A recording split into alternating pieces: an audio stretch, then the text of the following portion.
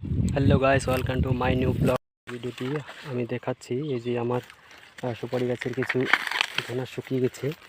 এগুলি আমি কারণ এগুলিকে না উঠালে সুপারি চারা গ্রোথ আসবে না।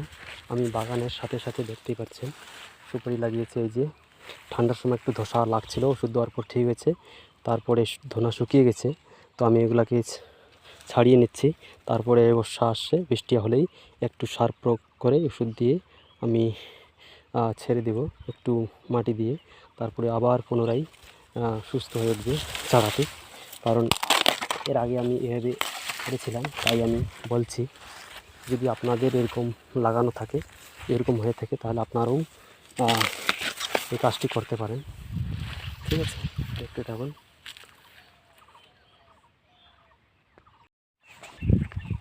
তো আমার সুপারি বাগানে আমি এসেছি।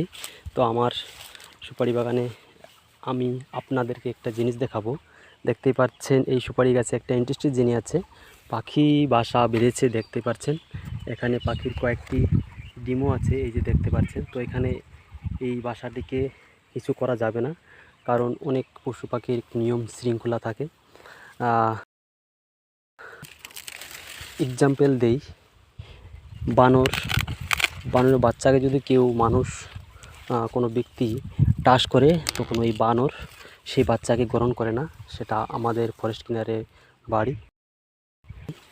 তো এই জন্য আমার সেখান থেকে অভিজ্ঞতা, এখানে পাখির বাসা আছে, এখানে হাত দেওয়া যাবে না এবং টাচ করা যাবে না। দেখতে পাচ্ছেন খুব সুন্দরভাবে পাখিটি এখানে বাসা বেঁধেছে।